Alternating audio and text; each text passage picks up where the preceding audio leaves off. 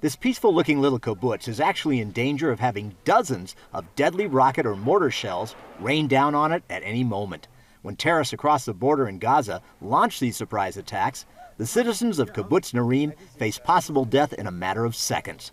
Adele Ramers lived here for decades. From the moment we hear the red alert, we have between 0 to 10 seconds before we hear the explosion of the rocket.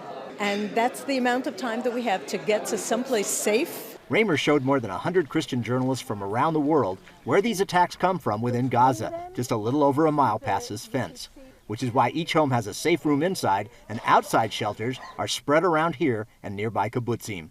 Mikhail Yuziyahu says imagine the trauma for the children who sing of their terror during attacks. Let's hurry up to the safe room. Let's hurry up because it's dangerous outside.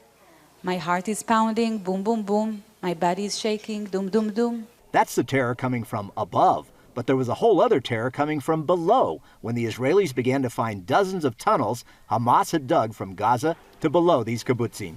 There's a whole web of tunnels under our feet. And imagine being in New York and a terrorist popping up from a sewer all of a sudden and spraying the people all around with machine gun fire. The Israeli military scrambles from this base and forward post to strike back against such attacks. And they've built their own facsimiles of a Gazan tunnel and town to train in. So here we are gathered with the world's media along the border with Gaza, going into a replica of an actual tunnel built by the terrorists to reach into Israel. And here we go, into the tunnel. The Israelis have found tunnels that go for hundreds and hundreds of yards.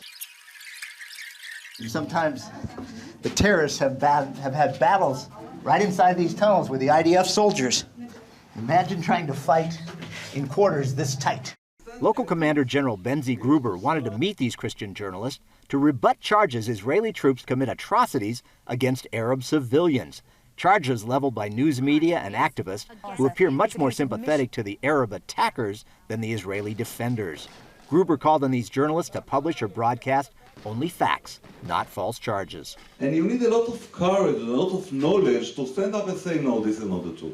Israeli citizens get angry at the hypocrisy of it all. The propaganda from the other side who shoot themselves, civilians. I mean, all the bombing, all the rockets we get from Gaza, they're aimed all to civilians. Meanwhile, back at the military base, near the Gaza border, the Israeli Defense Forces have built an entire fake Gaza village so that they can practice maneuvering and fighting inside of it. And on the walls, they put things that would look like maybe terrorist art.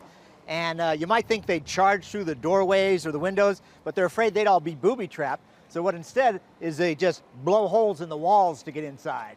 Gruber wanted to make sure the journalists saw all this, but more as well. Much of what the Israeli Armed Forces does involves jets and rockets and artillery, things like that. But for a day like this, when the international media is gathered at this base, the general decided to show off just a good old-fashioned tank. He charged the journalists with this tank, then hopped out and invited them to jump on board. But none of the show and tell was meant to take away from the sober message. The Jewish nation is never free of threat from enemies out to destroy them. They have a saying, from the river to the sea, Palestine will be free. And what this means, in other words, that there will be no more Jews here, that we will throw them into the sea. So Israel must have a strong army. We're surrounded with enemies all around us. The main difference between the U.S. military and the Israeli military is the fact that the U.S. military for the last few years has fought far away, thousands of miles away, sometimes hard to know what they're fighting for.